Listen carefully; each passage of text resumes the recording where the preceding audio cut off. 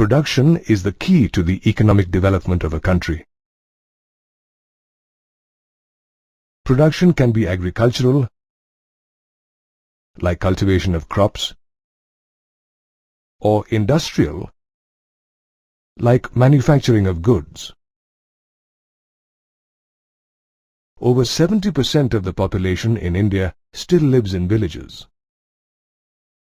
People living in villages require various goods and services, many of which are produced locally. Thus, a village is a good place to understand various concepts related to production. We have chosen Palampur as the place to study production. Palampur could be in any part of India, from Jammu and Kashmir to Kerala, Gujarat or Assam. This imaginary place called Palampur represents a small village in India. Palampur is pretty well connected by road. A 3-kilometer-long all-weather road connects Palampur to a bigger neighboring village called Raiganj. From Raiganj, the same road continues to the nearest town of Shahpur.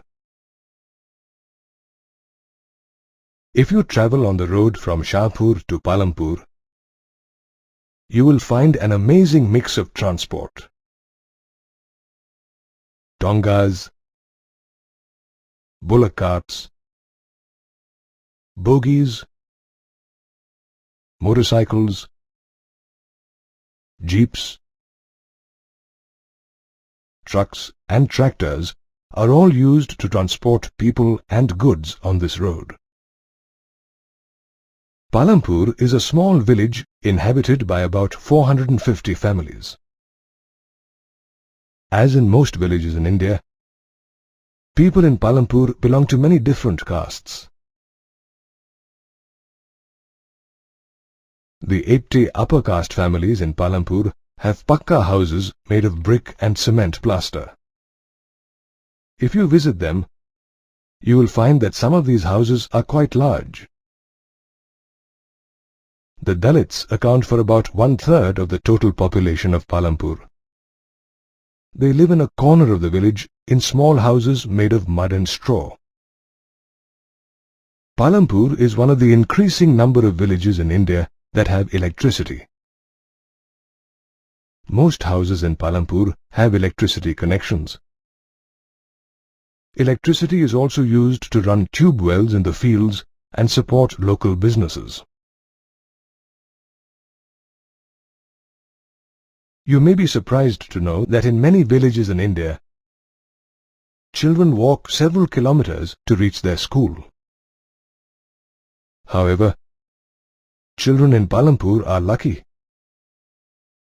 Palampur has 2 primary schools and 1 high school where the children can study. The residents of Palampur also have access to good healthcare services.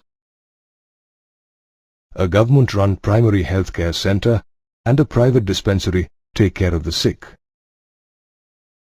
So you see, Palampur is a pretty little village where people have good access to road connectivity, transport, education, electricity and healthcare services. Now let us take a look at the production activities that people in Palampur are engaged in. Like most villages in India, agriculture is the main occupation in Palampur.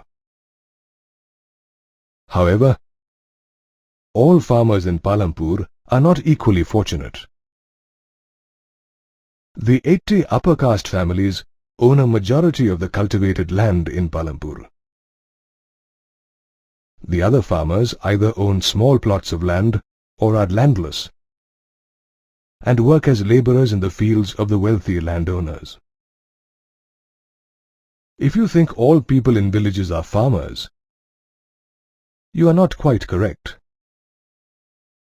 Just like other villages in India, people in Palampur are engaged in several non-farming activities like shopkeeping, dairy, small-scale manufacturing, and transport services.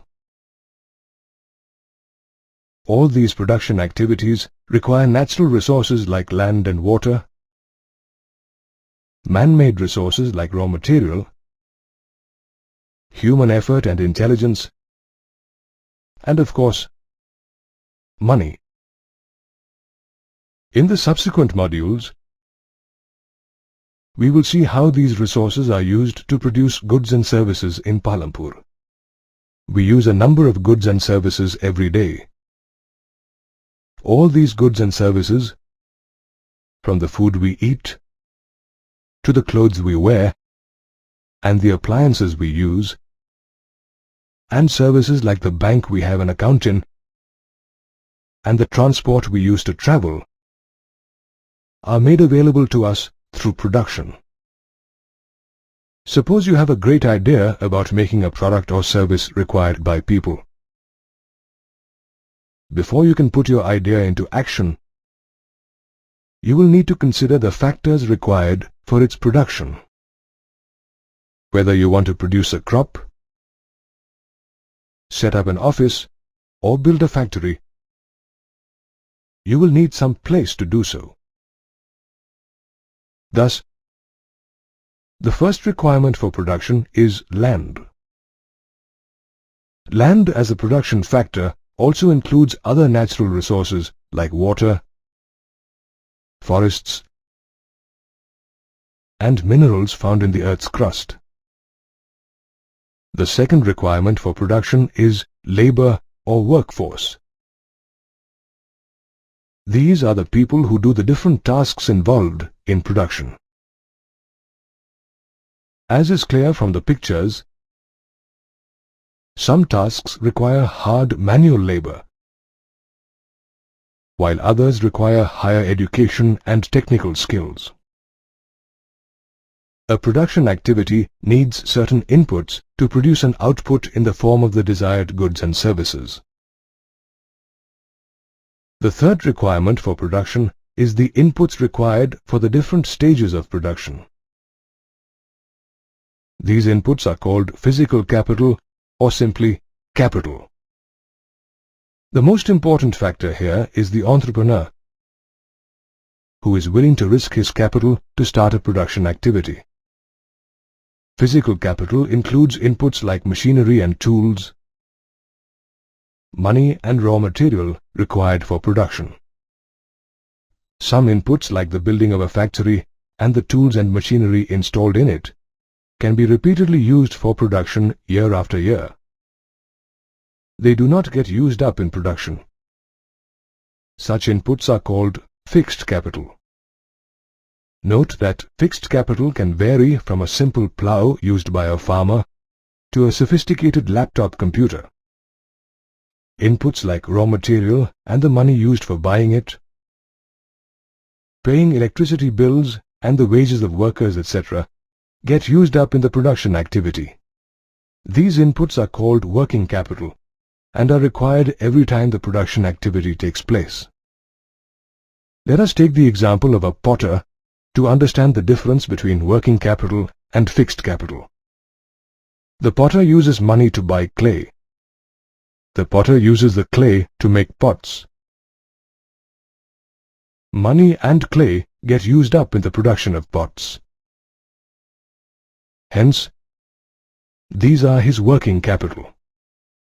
However, the potter's wheel can be used again and again to make pots. It does not get used up in the production of pots. Thus, it is his fixed capital. The fourth requirement of production is human capital. Human capital is the knowledge and effort that is put in to arrange for the other factors like land, labor, and physical capital to start the production of goods or services. Thus, land, labor, physical capital, and human capital are the four requirements or factors of a production activity. As is the case in most Indian villages, the main production activity in Palampur is farming. Around 75% of the working population in Palampur is engaged in farming. These include farmers and farm laborers. The welfare of the farming community is directly dependent on farm production. The more the production, the happier the farmers and farm laborers. So, how do we increase farm production? Well, there are two ways of doing it. One way to increase farm production is to increase the land area under cultivation. The other way to increase farm production is to adopt methods that allow you to grow more crops on the same land. Let us explore both these possibilities. Let us start with the possibility of increasing the land resource for cultivation. Land is a limited resource. We require land not just to grow crops, but to build houses, industries, public spaces, schools and hospitals, etc. Thus, it is difficult to increase the land area under cultivation.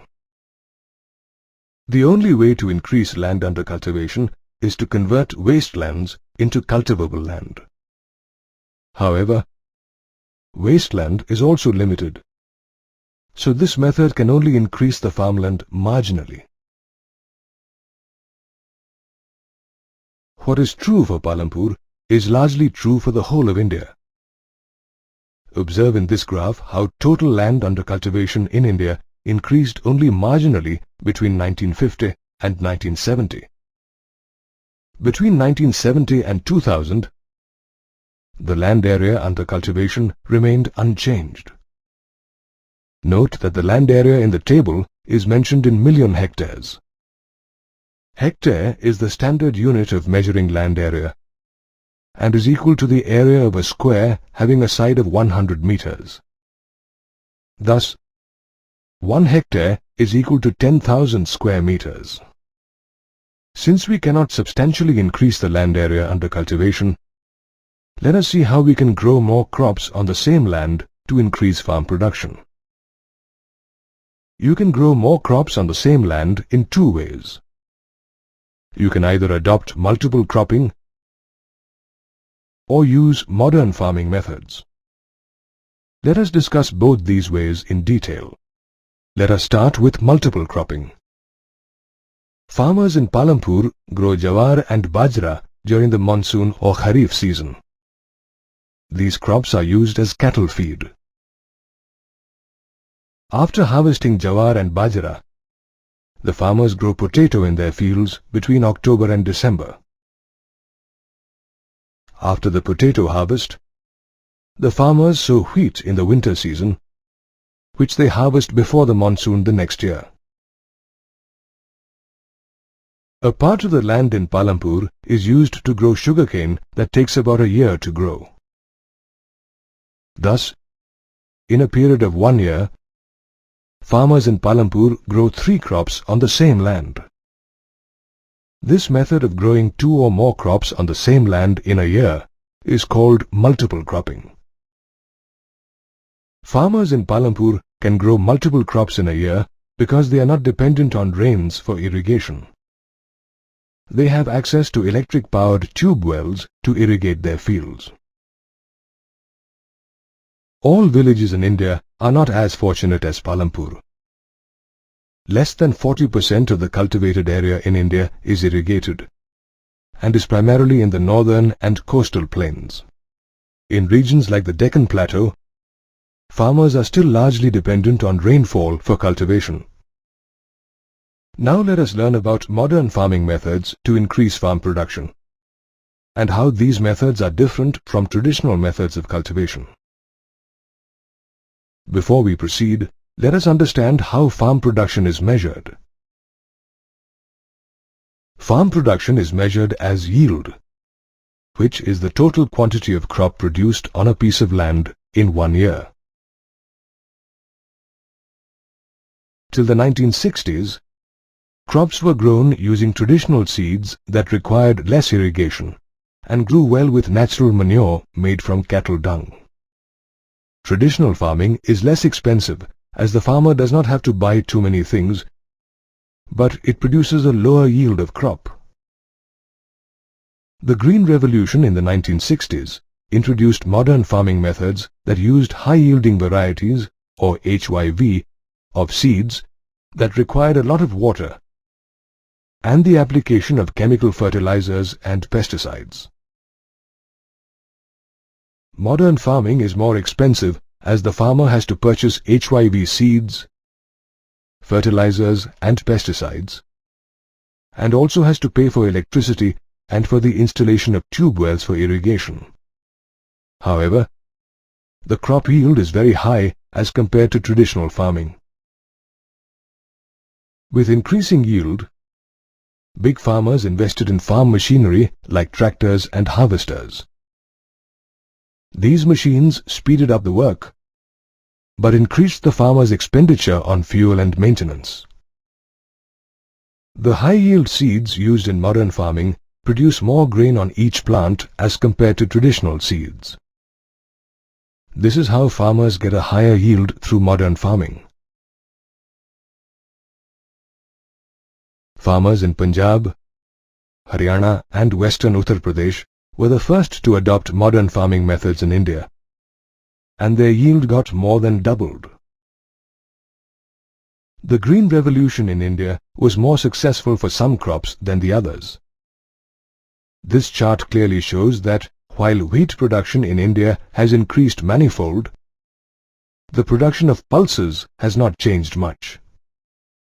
Of late, people have started associating several adverse environmental and economic effects with modern farming methods. Let us take a look at them. Prolonged use of large quantities of chemical fertilizers and pesticides kills useful bacteria in the soil, leading to soil degradation and a decrease in the natural fertility of soil. Chemical fertilizers and pesticides percolate through the ground to pollute the precious groundwater resources.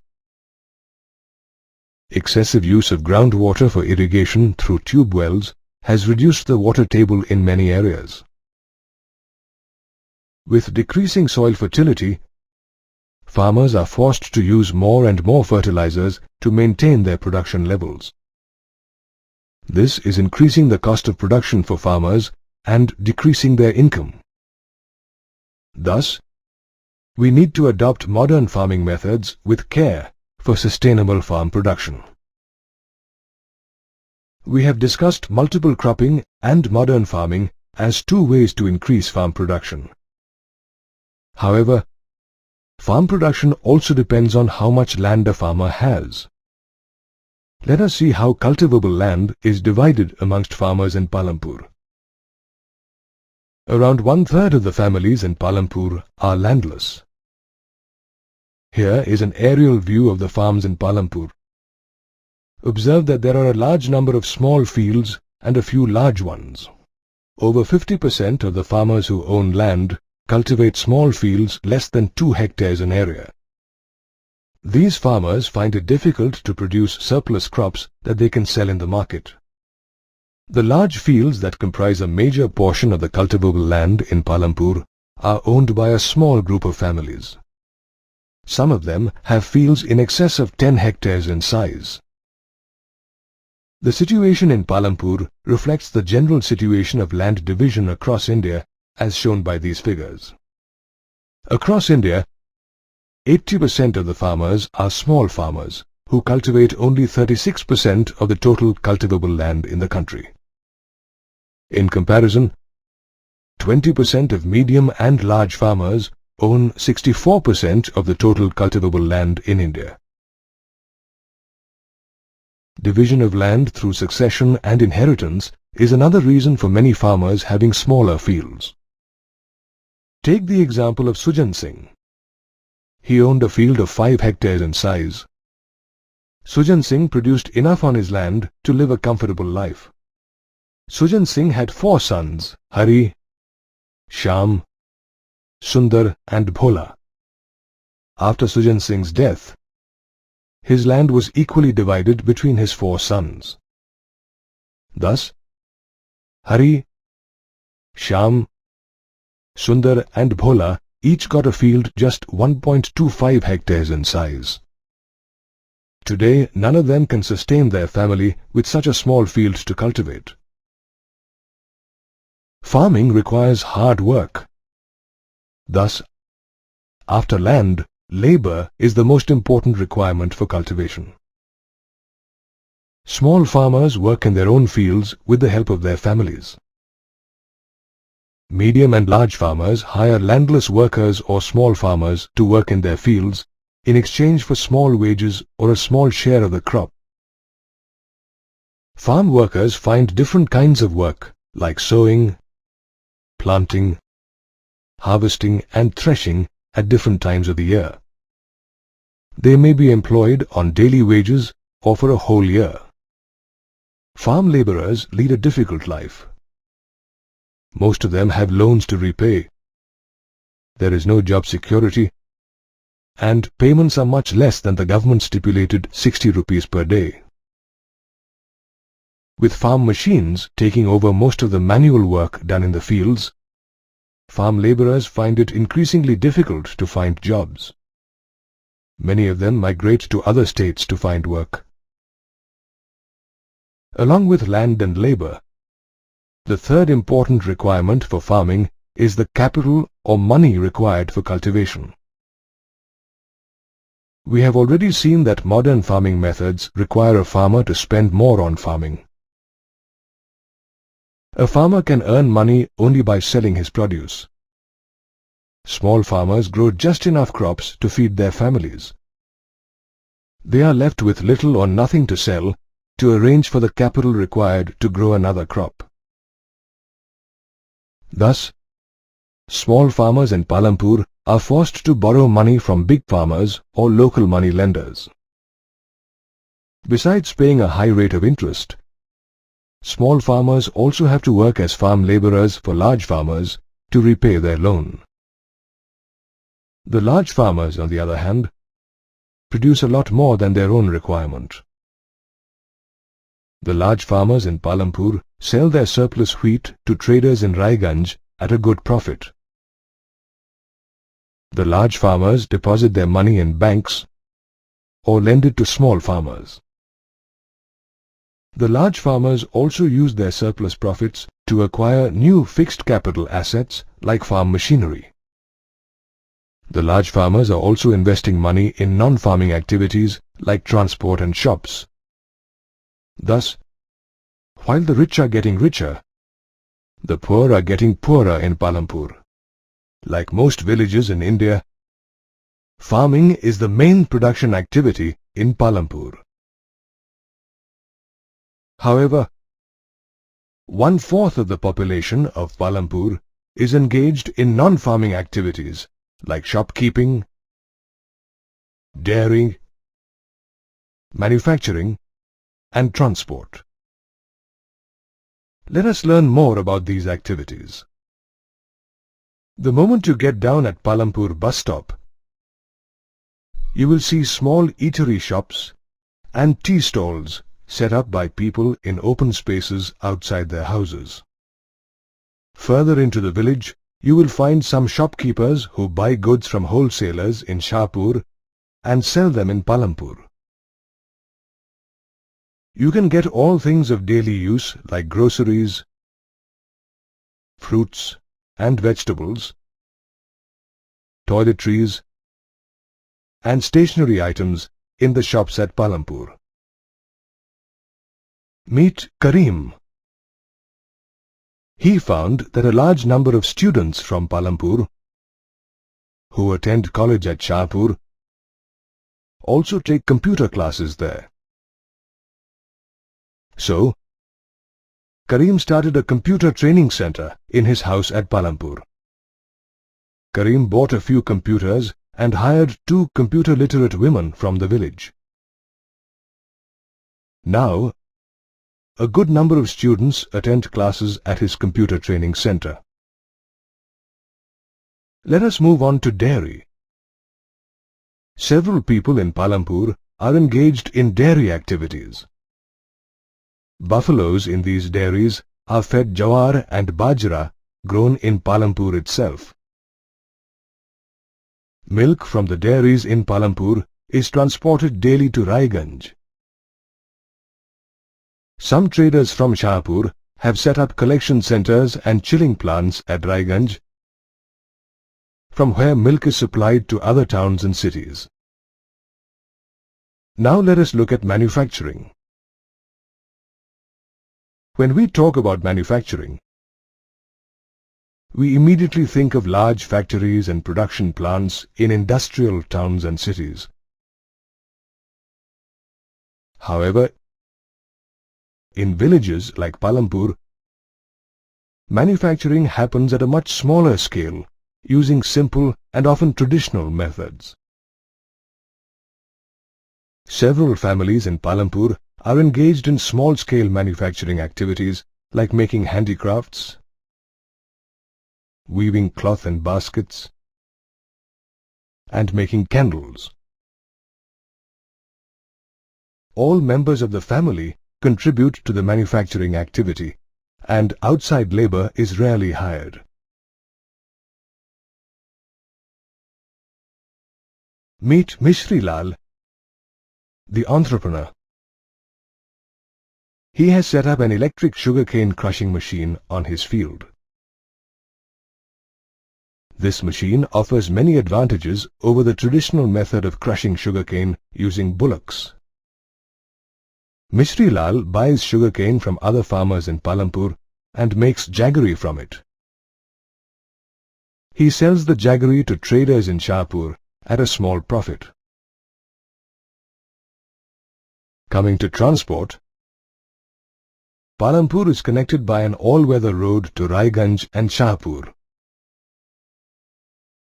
A number of people in Palampur are engaged in transporting goods and people along this route, using a variety of vehicles like cycle rickshaws,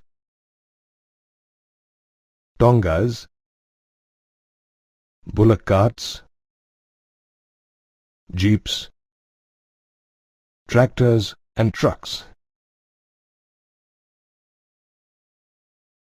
Here is Kishora, a man of multiple vocations. His is another interesting story. Kishora does not own any land. Till a few years ago, he worked as a farm laborer. The little money he earned was hardly sufficient for his family. Then Kishora took a loan under a government scheme providing loans to landless laborers and bought a buffalo. He now sells dairy products for a living. Kishora also appends a cart to his buffalo and uses it to transport different types of material. Every month, Kishora earns some extra money by transporting all kinds of material from clay for the village potter to jaggery for traders in Shahpur. Kishora's financial condition is much better now. Let us conclude by looking at the table showing the nature of capital and labor used for the production of goods and services in Palampur by Karim, Mishri Lal and Kishora.